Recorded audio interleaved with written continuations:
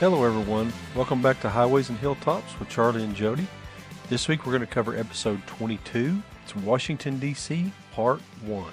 Yeah, so we knew whenever we scheduled this summer 2025 road trip that since we were going to the Northeast, that Washington, D.C. would definitely be something on our list. So that's where we're headed today. If you were with us back in episode 21, you know we are leaving the Ark Encounter and Creation Museum in northern Kentucky, and we had a lot to say about those places because we really, really love them. Absolutely. The last episode probably got a little bit long with those, but we love those places. So. We do. And we already told you, spoiler alert, the Museum of the Bible is definitely on our list for Washington, D.C. So just get ready and hold on to your seat because it doesn't get much better than a Smithsonian style museum, and there was a lot to see there. So we're going to be going there today. But first, we had to get there. So whenever you leave the Northern Kentucky RV Park headed in the direction of Pennsylvania, which would be where we were going to stay the night, you have to go through Cincinnati, Ohio. And we've been to Cincinnati, Ohio once before because when we came to the Ark Encounter the last time in March, we let Weston pick where we were going to eat. Remember where he took us? Yeah, it took us downtown. This is no place for an RV, that's for sure. It is not. The last time we were in the van, Cincinnati was only 30 minutes away, and I don't know what it is about our kids, but they can find an expensive steakhouse. They can sniff those things out. So They sure can. we ended up at Jeff Ruby's, and if you've never heard of Jeff Ruby's, well, neither had we, but it's pretty swanky. Yeah, it's really kind of a piano bar, It is a piano bar. but the food is fantastic. Everything there is wonderful.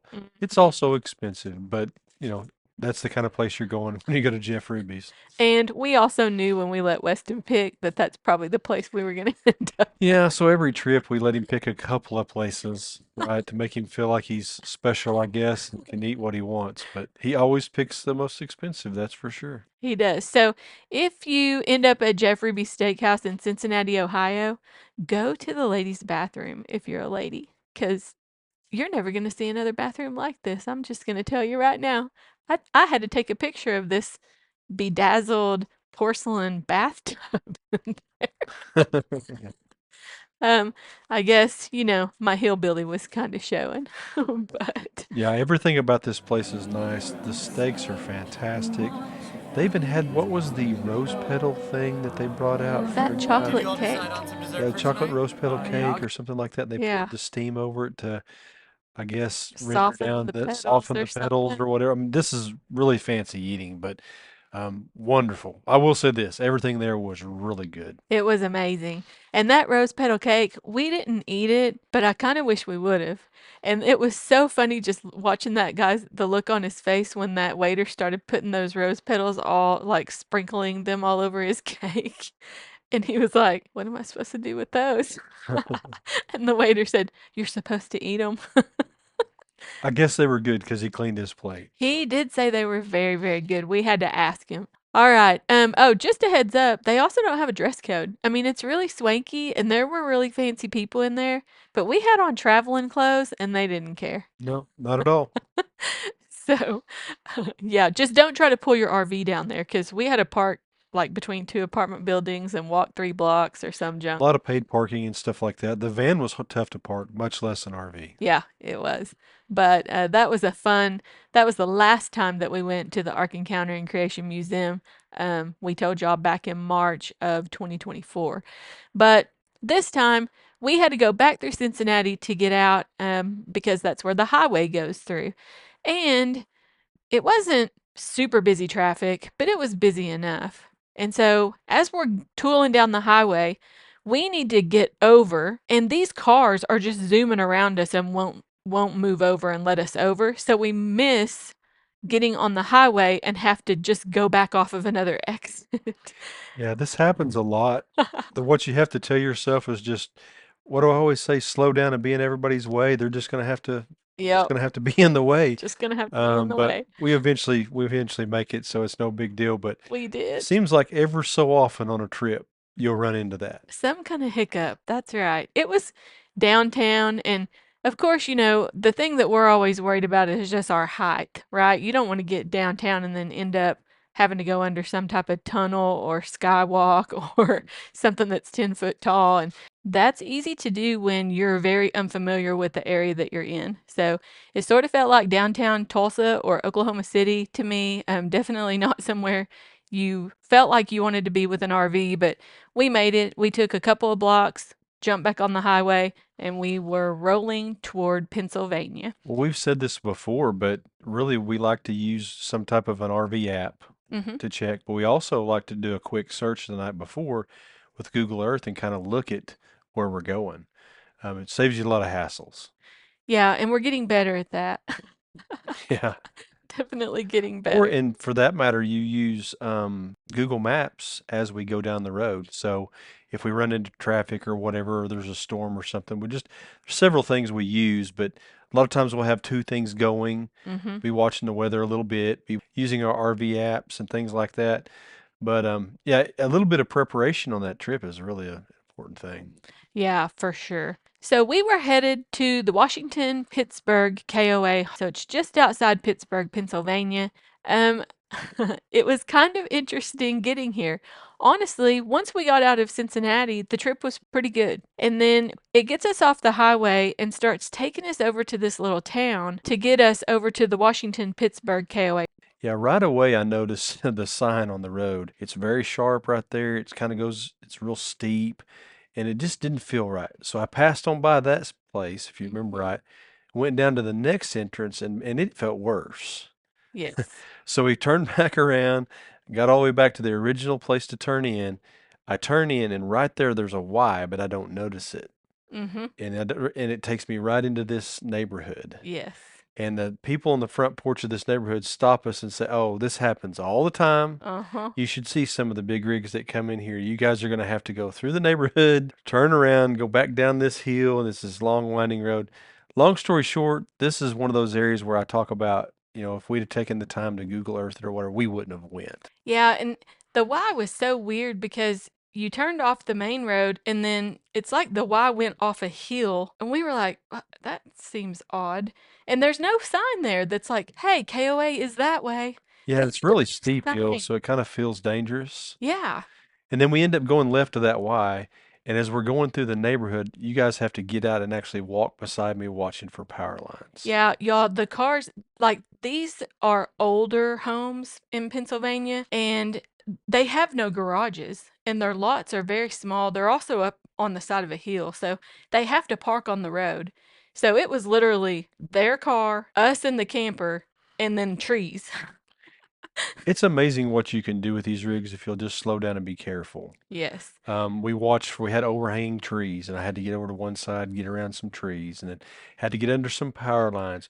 The Oh. funny thing about it's funny now. When we finally got through that whole neighborhood and got back down that steep hill that I said, "Hey, that's a little steep. I'm not going down there." Uh-huh. That was the way to the park. Yes, that's the way we had to go.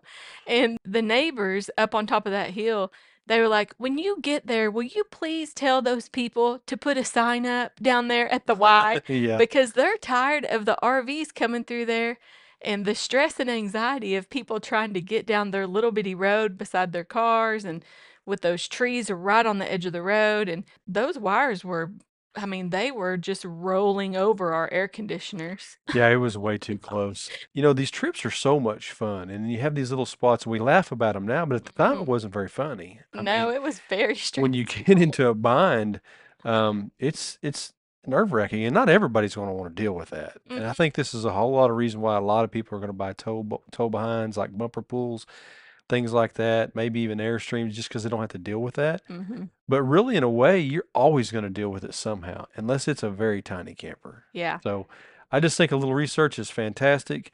So we end up going down the right side of the Y. We Yep. get down there. And if it wasn't bad enough, when we got down there, it was just as steep, just as narrow. I actually had to lock the truck into four-wheel drive to get up this gravel incline to get in there. Yes. And then in the campsite itself, it was great once you got there. If you just kind of knew what you were doing and things like that, if you'd done some research. But the bottom side of that was kind of a gravel section, and then there was a big hill, and we were up on that hill. Yes.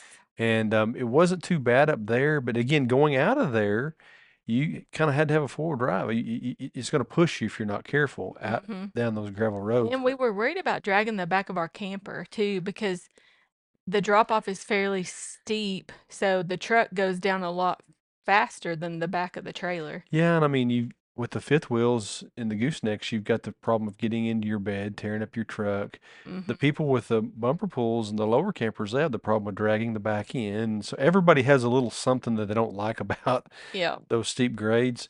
If you remember right, when we get there, we get set up, and we meet some folks down there. we did. This is where we met Mike and Tony Tao. So they are YouTubers and they host the channel Our OUR RV Sunsets.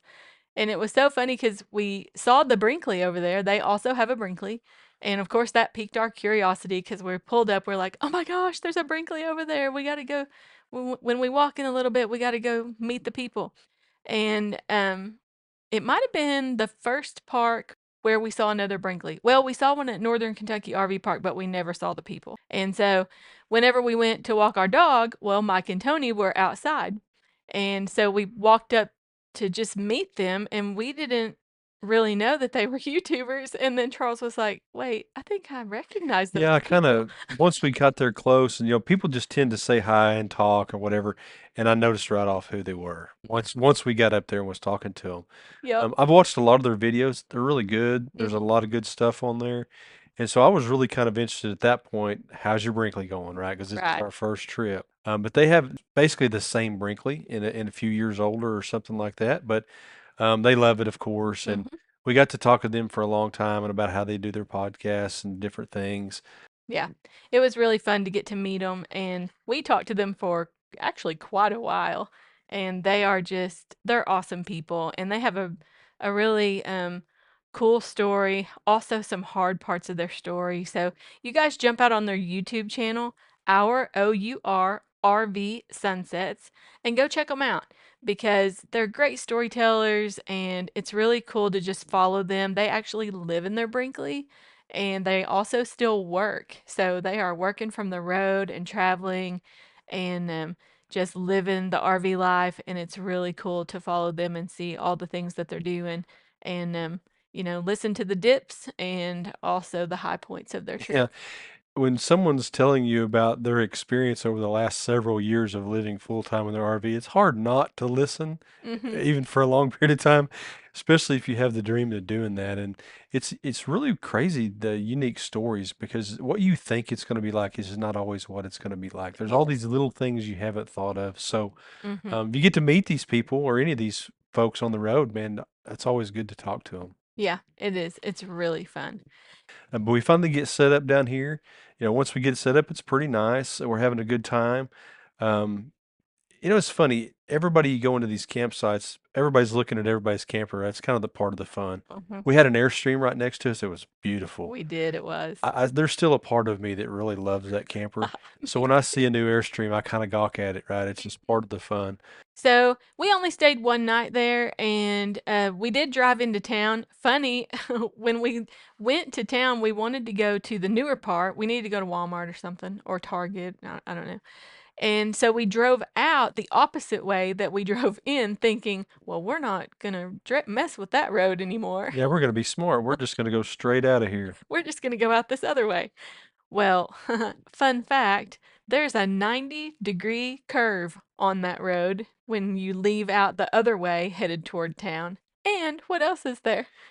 Yeah, so there's a sign that says 10-foot, 5-inch bridge in 2 miles. Mm-hmm. But then it says campsite mile and a half. So you're sitting in the road thinking, I wonder if I can trust these signs. Again, a little homework would have been great. Right. But we go out, luckily we can miss it, Mm-hmm. but it's just right there, like you can see the bridge and you're turning. Yeah. And so it's really weird and nothing like a low bridge to get everybody's attention in the truck. But Yeah. both ways in this park, coming in and out, are difficult. They are. Um, I think for most travelers that don't have a really tall RV, it's probably not bad, but man, a big RV in here is this is just kind of an avoidant place for me in the future. Yeah, I think my advice to you, if you're going to go stay at the Washington Pittsburg KOA Holiday, down across the road, there is a flat spot that had, I don't know, 20 or so RV spots down there. If you're in a big rig, get one of those. And if you can't stay down there, then I don't know if I would advise you to stay here because that curve in a hill getting up to the spots on the upper level, it's just rough and scary, guys. So, I don't know what to tell you. And nice people, nice park. Just Yep. I think I would avoid it for the really big rigs. Yeah. So another fun story, whenever we get up to leave the next day, we're leaving out the same way that we came. We have to go back around the curve and up that Y, and it says road closed. Construction. At this point, I'm not gonna lie, I'm pretty frazzled. I'm like, look, I've got to get out of here. I don't care if we have to sleep in church parking lot tonight. We're leaving. But yeah, we get up to that Y, That lady. the same dreaded Y, and this lady's stopping in the middle of the road, waving her arms at me, and I'm thinking, what in the world could it be now? Well, she says, "Hey, the road up there's closed." And I said, "Ma'am, I get it, but I'm on a, I don't know, feels like a 45-degree angle It does. in a 90-degree Y, and I am 100 yards from getting back out on the main road and out of here. I've got to go on up there. If I've got to move something or whatever, I just got to figure it out because, and then keep in mind, I can't turn right and go back through that neighborhood because it's just going to be bringing me back to the Y. And also, you can't make that turn. No, It's you just can't. impossible. So anyway, we get up there and there's a road crew and they've got the road tour up right in front of that deal. But luckily these were real nice guys. They Uh-huh. hey, just ease through here. We're going to get you out of there. And they just stop what they're doing, move the equipment, let us out, and we finally get back on the main road and we finally begin to laugh and say, okay, we're done with that. But this is one of those things. I tell you, 30 minutes, Google Earth, your RV apps, your Yeah. Google Maps, be investigative when you're looking for these spots because it really does matter. And sometimes things are just going to happen. Like, we had no idea that they were going to strip the road and put fresh oil down that day. But that guy knew there was no way he was going to try to back us off that hill. Oh, you could just tell by looking at us on this little tiny road that there's only one way out of here. There's only one way. All right, so that was our crazy trip to Washington, Pennsylvania KOA Holiday. Again, nice park, but if you're in a big rig, we don't advise staying on the top. We say if you're going to stay on the bottom, great, but also just know that it's a little tricky to get over there. Now we're drive day and we are headed to Cherry Hill Park in College Park, Maryland. And there are some really beautiful sights along the way. Pennsylvania is very beautiful. Old windmills and silos and churches and just some really beautiful landscape. Runaway truck ramps. I always say if you're driving on a route with runaway truck ramps, it's probably beautiful. Yeah, it's true.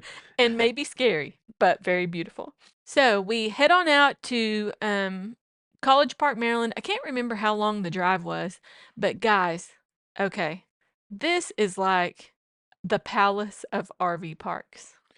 This is the exact opposite of where we just described. This is the coolest place. It really It is. may be, I would say, probably the best place we've ever stayed, easily. Yeah, I probably have to agree with that. Whenever I was looking for places to stay that were close to Washington, D.C., this one kept coming up. But at first I was like, I'd really rather stay at a park that I know. But it just kept coming up. The reviews were really good. So I decided to go look at it on Google Earth. And I was like, wow. We have learned our lesson at this point. Yeah, this was the planning phase. So I was like, this actually looks like a pretty good park. And the weird thing is, after I made the reservation, then I started having doubts because I was like, wait, is this an RV park at all? Because when you go to their website, a lot of it just looks like a public park, but they do have an RV park side of it. It's just a great big park. And there are so many things that you can do at Cherry Hill. It is crazy. You know, the thing I liked about it the best, we're far enough away from everything that we're kind of private. It's a beautiful park, but you're so close to everything as far as how to get there.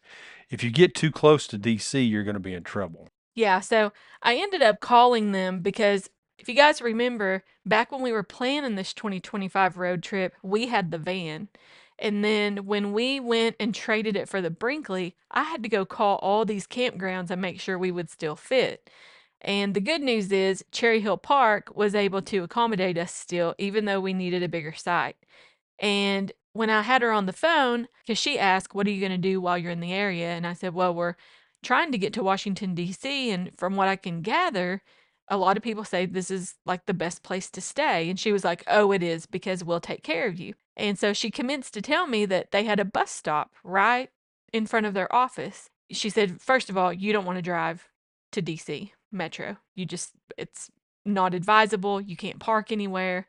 Um, Depending on what you're in, it can be really difficult even to get around. So we just don't advise that for any of our guests. But the good news is you can catch the bus right in our parking lot and it'll take you to the train station.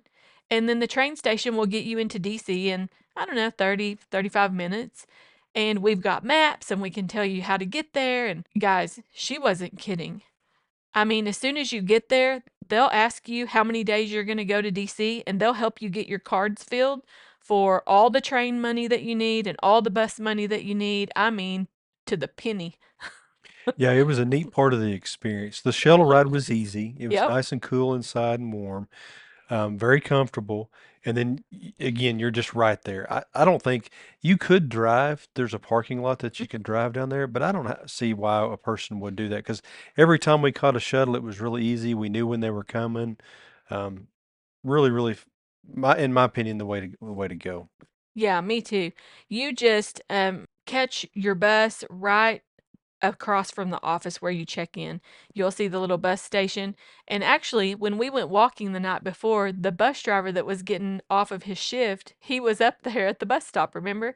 And then he gave us the whole everything we needed to know. Like, you're going to catch bus 83 and you're going to go to this green line and you're going to ride it to this stop and tell me where you want to go and I'll tell you where to get off. It was phenomenal. And it made our first time riding the metro rail and the bus over to the station, it was such a breeze.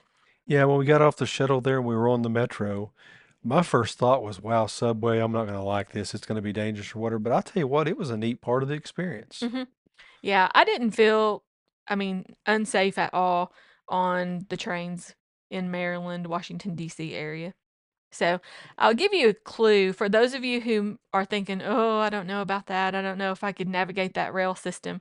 You really can. Here's the thing. You've got to get a map because on the map it'll show all of the different stations where the metro rail stops. And then it'll show all of the big tourist locations. So, all the big museums, the White House, the Capitol building, the Lincoln Memorial, all the Smithsonian museums, they're all going to be on there. And then what you're going to do is you're going to look for the rail stop that's closest to where you want to go because that is going to minimize your walking time. Now, I don't think there's any way to get around the walking time unless you get off the train and grab an Uber, but then you might wait 20 minutes for it and you could have walked there by then.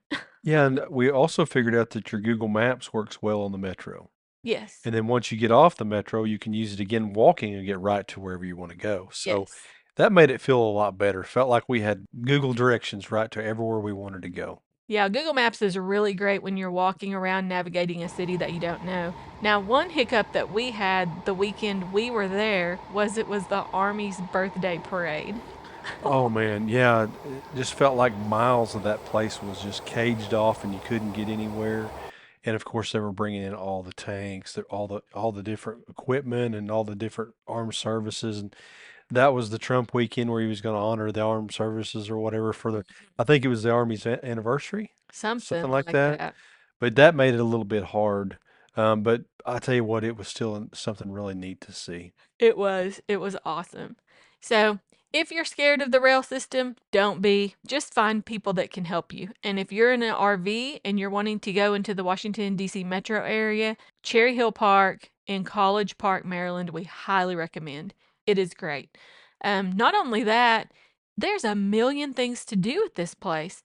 They have golf cart rentals, they had a splash pad, great big swimming pools. Um, Good laundry. Oh, a great laundromat. Yeah, we loved that thing. And pickleball court. Um, they have playgrounds and gem mining. You can also hire someone to come walk your dog while you're away. Yeah, it is a full service place. It is. It's really awesome. Trash cans, I mean, the inside the pretty bins, everywhere. You didn't walk your trash for a half a mile.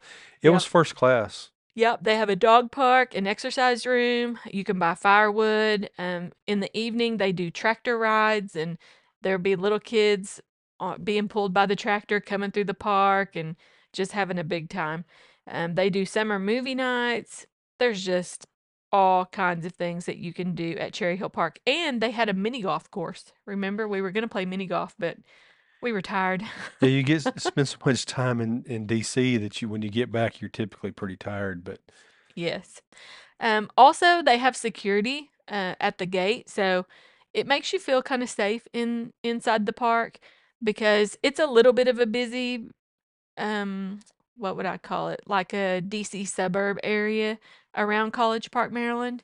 But it makes you feel good that there's a guard shack up there, and not just anybody's driving in and out of the park at all different hours. yeah, to be 45 minutes away from the Capitol building is a good thing, right? Yeah, If you get too close, I think you're going to hate it.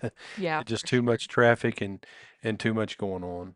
Oh, one other thing that I don't want to forget to tell you is they also have the Capitol Cafe right there on site, and they do free food delivery to your RV spot. Yeah. So if you have a day where you're just like, we're not going anywhere today, that would be a good little service to have. So if you're in that College Park, Maryland area, check out Cherry Hill Park. You will not be sad that you did. It is amazing. Yeah, so Washington D.C. day one, Woohoo! we walked 20 yards to get on our shuttle, ride for like a half hour, jump off, get right on the metro, and here we are shooting down through there going to DC. Yep. And when we got off the train, we really only walked a couple blocks to the Museum of the Bible on the first day. Yep, first day went to the Museum of the Bible. It's close. Yes. Um, I really enjoyed this place. It's like the Creation Museum. It's like the Ark in some ways. So much to see there. Oh, so much. We're going to have a lot of pictures for you out on the website. So you're going to want to be sure to go out there and check those out. If you are watching this on YouTube, then you're going to see what we're talking about as we're describing them. They'll be on the screen. But man, the pottery collection in this Museum of the Bible and these artifacts is unreal. Yeah, there's seemed to be a lot more artifacts in these type museums than other places. Yeah, I remember this pottery just pieced together where they've dug it up from an archaeological dig, and they still have the and I may not be saying this right, y'all, but the scarab seal in the top of them um on display, and those are amazing. It says that they date back to the 17th and 15th century BC, and so we're talking about aged artifacts that are on display in this museum that are just amazing. The thing that I remember a lot about this place too was we went up to the cafe, I guess you would call it, up in the upstairs, Hmm. and we had a Mediterranean meal. Oh, that's right, we That did. was fun for me because I always want to try that kind of food, but Yep. yeah, that was really neat. I can't remember what that cafe was called, but it was on the upper floor, right? It was. Yeah, so we And they had a started. little garden outside where you could go out and sit if you Yep. wanted to, and had a little water feature, so it was really pretty. And you can see the Capitol building from there, You like the can. dome of You the can see a Capitol. lot of buildings from there. Yeah. If you remember right, that one whole side was glass, and we were trying to pinpoint all the places. Oh, you're right. You're right. Because we could see the Native American Museum from there too. Yep. And we didn't get to go there. But next time we'll have to What you go back don't to DC. know that we know now is each of these places could be a day. Yeah. I mean, if you want to go to DC and you say, okay, I'm going to go to the Smithsonian, and I'm going to go to the Bible Museum, and I'm going to go to the Holocaust Museum, and all these different places, those are days. Yes, Not, they are. we got off and thought, well, we'll do the Bible Museum for a couple hours, and then we'll do the Holocaust for a couple hours, and we were not even close. Yeah, and we were going to try to hit the Air and Space Museum too and the National Archives. And we didn't make it to any of We that, had y'all. 2 weeks worth of trip planned for 2 days. Yeah, we did because we spent a good 5, 6 hours in the Bible Museum. Yeah, pretty easy. I mean, it was a long time. They had an array of different altars on display that they have dug up through these archaeological digs, old wine storage jars, even a whole display of arrowheads and sling stones. Those sling stones are amazing. Yeah, they even had the boxes that they put the bones in when you bury someone. Hmm. So, typically Hebrew burials, they put you on that in the tomb, and then after a certain amount of time, they put your remains, your bones in a box, and they put those in the back part of the burial tomb. And they had several of those that were carved and had people's names on them and like who made them, and really cool. Yeah, they were. The carvings on these bone boxes are very intricate. Yeah, I tried to remember the actual name of that, but again, Hebrew words are tough to pronounce, so I'll leave Hmm. that one alone. Yeah, we'll call them the bone boxes. Yeah. Um, one of the coolest things I think we got to see here at Museum of the Bible was the Herodian ashlar from the Temple Mount. And this was part of the enclosure wall of the Temple Mount that was built by Herod in the first century BC. It is literally this huge stone that came from the rubble. And it has a lot of heavy damage on it, but one reason why I like this so much is they allow you to touch this exhibit. I found that to be really cool because, most of the things in museums, artifacts and such are off limits to touching. And so, but I'm a kinesthetic learner, so I loved that it said, hey, this is a touch point. You can actually touch the stone. And I don't know, I don't know what it felt, but Yeah, it reminded me of, so somewhere in this museum, there's another stone, or it's a picture or something that has the inscription on it that says, um, it was placed in front of the temple on the outer court, mhm, so Gentiles couldn't go in. mhm. And it said something along the lines of, proceed at your own risk of your life, that kind of thing. Yeah. It reminds you of one of those stones. Yeah. And so it was kind of cool to touch it. Maybe that's what went through my mind when I touched it. I was like, I can touch it now, Yeah. whatever. But I know this was just a piece of the wall, but it's pretty amazing to see anyhow. Yeah, this was a really interesting exhibit. So, if you get to go to the Museum of the Bible, be sure that you go by and touch the Herodian ashlar from the Temple Mount, um, because you don't want to miss that. The next one was that Megiddo mosaic. Mm-hmm. They believe this was one of the earliest churches. Oh, And so there was yeah. a huge mosaic on the floor, and I don't know how long it took to put this thing back together, but I mean, forever with a bunch of people. But it's just a hand laid mosaic. They believe again from the first church, and they've taken that whole room and they've put that mosaic on the floor, and you can walk right up to that one and touch it, which is kind of cool. I mean, some of these, Mm-hmm. these ruins you can touch, but and then of course in that room they explain all about the first church and how it came about and what have you. But it's a huge piece of that, and it's just really something to see. To me, it's amazing that those are so little. I mean, they're probably the size of a nickel, maybe. Yeah, and those are handcrafted. I mean, every little tile. It's not a machine made this. There's someone, I don't know what you want to call, carved it or ground it or filed it down or whatever. But yeah, it's beautiful, Mm-hmm. even to today's standards. Yeah, so you can go read all about the Megiddo mosaic. Um, there's just too much for us to be able to go through the whole thing here, but it is really amazing. I think they're even doing I think maybe Angel Network might be doing a movie over this. Yeah, it's a big deal. Yeah. So it's really cool that that was on display at the Museum of the Bible while we were there and that we got to walk through. I mean, it is a pretty big exhibit, like a whole section of the building Yeah, it is. that this is in. The So, next place we went was Drive Through History with David Stotts, which is one of my favorites. yes. So when you walk in this exhibit, it's got his Jeep, Uh-huh. which is cool. And I think in the real show, I was going to try to remember what he drove. I think it was a Land Rover, like a way Like a like scout 70s.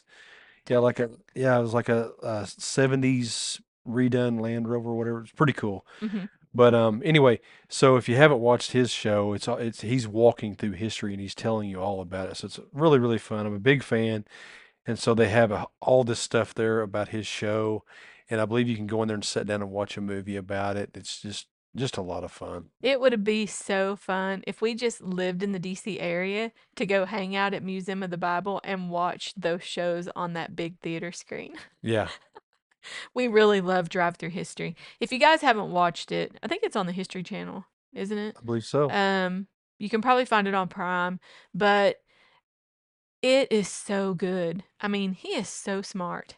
And the things that he takes you through and walks you through, and it's just amazing. And it's all about, he's there today in places where things happened in the Bible days and telling you all about Well, it. he It's walks really through all of Acts. I mean, he breaks it down and walks through all of it. I hmm mean, and explains it all.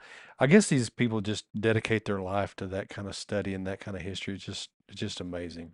I think you've probably seen them all more than once, haven't you? Oh yeah.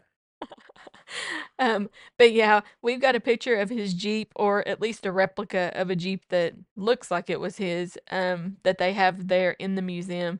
And it's really cool. There's like a whole wing that's movie theaters that's drive through history, and it was fun to see. Yeah, for history buffs. So if you're like me and you love history, you want to put these pieces together. So it's hard to turn off, Yes. right? So Yeah, it is. Another cool thing that we got to see there in Museum of the Bible was a beautiful replica of the Pieta marble statue by Michelangelo that sits in the St. Peter's Basilica. The replica is on display, and this replica was actually cast from molds that were taken of the original statue in 1932. So, I mean, that's pretty cool because it's not the original, but I mean, it is taken from a mold of the original. it's amazing to see. And if you remember, just to the right of that, they have iron gates that was from one of the basilicas as well, which Oh, is you're right. when you look at them, if you're a guy that likes to build things, it's like, wow, how did they even do this? I mean, really, really cool. Yeah, there's some really neat things to see there in the Museum of the Bible. One of my favorite parts, and we actually spent quite a bit of time when we got over to the Torah scrolls and all the Bibles that are on display. But there's a whole language room where they have every Bible that's ever been translated in here and all of the different languages. And it's just amazing. And to think that there's still languages and dialects that don't have the Bible in their language, when you stand in that room and just see how many different translations there are, it's hard to believe that there's very many left. Yeah, it reminds you of like the Library of Congress. It's round and it's like you know, Yeah, it's shelf after shelf crazy. after shelf, way above higher than you can reach. Every Bible that's correct is there. The languages that aren't done yet, there's hmm a placeholder for them. So Yes. they're trying to get all these. And I thought that was pretty cool. It's like they're identifying here's the ones we need to work on. Everybody deserves a Bibles. Yeah, that is really cool. And also, they had a Cherokee Bible. And so, since I'm Cherokee, I had to take a picture of that. So, I've got it out there. And another cool thing I thought was neat was my co-facilitator at work. Um, her husband is from Kenya, and they had a Swahili Bible, and so I took a picture of that for Caitlin at work, and it was really cool to send that to her so she could see it that they do have it translated in It's Swahili. amazing how many languages there are in the world, It and is. then languages within languages, right? And hmm so, yeah, it's amazing. it was crazy to just stand there and see that. And honestly, I wish I would have taken a sweeping video of that room so you guys could see it, but I didn't. So I guess you're just gonna have to go to the Museum of the Well, Bible. not every place just allows a lot of photography too. So Yeah, that's sometimes, true. sometimes all we can do is describe it. So Yeah. So I've got a picture of the Swahili Bible and then the Bibles that were next to it and then the Cherokee Bible. And then you can see the ones on each side of it. Like you can see the ones that have been translated only in the New Testament. And then there's some others on the other side. So they were color coded and I can't remember. So there's an orange color coding for some of them. I think those were New Testament only, and then there's a yellow color coding, and then I can't remember what the color there was was a for the blue, I ones. think it was for what hasn't been done yet. Oh, that one was blue. So yeah, it was really cool. And then on to your favorite part, the scrolls. Yeah, so this is kind of a tender subject with me. I just have so much reverence for a people who have spent their entire um, lives preserving the word. Mhm. And if you start reading and studying about these Hebrew people, um, these Torah scrolls to them are alive. There's stories of people running into burning buildings to save them, right? When they get wore out and stuff like that, they bury them. And then these people, these scribes, sit there for months and months and years and lifetimes replicating this next Torah. That's how tedious they are with making sure it's the same. And so every synagogue in their mind, or at least the way I've read about their culture, every synagogue deserves a Torah. And so they actually spend their lives like we would think about nuns or priests or something like that, spend their lives um, preserving this word on actual live scrolls, and the scroll itself, the wooden pieces that it's kind of like the tree of life to them. It's alive. This is special, and I don't know.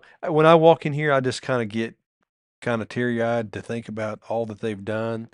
And now that I've got a Bible in my hand, it come from somebody, right? And it was these people. So what would have happened to the word if these people didn't feel this way and God didn't lay that on their heart? Would we have it today? I don't know. I don't know. And it's amazing to look around that room and see how many scrolls are stored there and how Yeah, many in replicas. every language, and you can see some that are dedicated to this church or that church, and it also gets really deep, and there's all kinds of artifacts, and I forget what was the name of the arch that goes over the doorpost in a lot of the churches and stuff, and you can just go as deep as you want to in here. There's so much to see. Yeah. I have a picture of an Esther scroll out here that they believe is from around the 1900s, and it is so beautiful, and the artwork is just intricate on it, um, let alone the Hebrew writing. Yeah, the Hebrew language is just amazing to me. It, It it's it's it's so pretty, and they even describe, if you've not ever messed with Hebrew, it takes kind of a special utensil to even write this language, mhm. right? It's kind of pointy on, it kind of cuts off at a 45 degrees pointy, but on the sides it's kind of got another 45 degree, and it's kind of an intricate thing to do. So just to be able to write this language is kind of special. And as you walk on through there in this part of the exhibit, there's a whole case that's full of Torah ornaments, the silver pointers, or is it yod or yad? Yod. Yeah, I'm not I'm sure. not sure either. Um, but the pointers, that to keep the oils from your fingers from Yeah. being on the parchment. And then a replica of the Rosetta Stone is also here. But all of these things are really amazing that you can see here in the Museum of the Bible. All kinds of stuff inscribed in stone too. So if it's not enough to write this language, inscribe it in stone and just different works and art pieces and you just name it. It's just beautiful. Yes, it is. I did take a picture of a King James Bible that's dated back to 1611. So that one was really neat. Also, a replica of the Washington Pentateuch is there. It is the oldest, most complete Hebrew Bible manuscript in the world, and it dates back to AD 700 or so. And it was really neat to get to see it, the Washington Pentateuch, at least a replica of it. Um, Obviously, they have the real ones put up and stored for safekeeping. I did take a short sweeping video around the Bible exhibit section, and you can see that they've got big dividers up that have Hebrew writing on them. Those are really, really cool.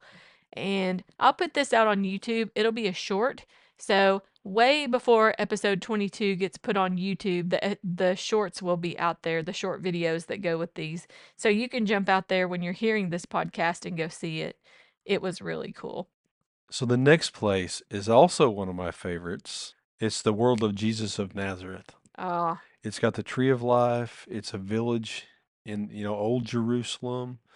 Oh my gosh, this place is really cool. it was amazing. It kind of looked like you're walking into a cave and then it opens up into this. It just looks like Old Town Jerusalem. It was awesome. Um, you can walk into a synagogue. So there's a synagogue with a scroll and you can see where they would have sat to listen to the teachings. We got to share this video because this is one of my favorite places. So, Yes, we will do that.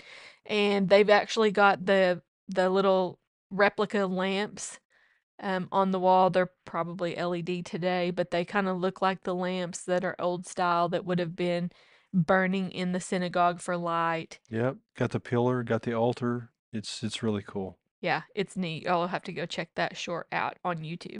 And kind of a locking cabinet that looks like it would be scroll storage. Sure.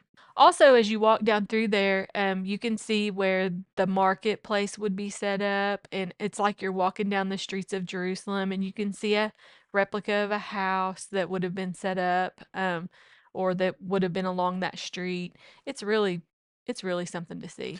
Yeah, there was a guy in there and he was telling us stories about things, Yeah. like the age of that olive tree. So there's a famous olive tree in Jerusalem that's over 1,000 years old. Yep. And so this olive tree in the middle of this marketplace, he was referencing that one Uh-huh. like he was there. It was kind of cool. Yeah. Oh, that's right. I forgot about that. Yeah. He was, so he was actually in character talking to Yeah, us. he he didn't break character. He did good. Yeah, that was amazing.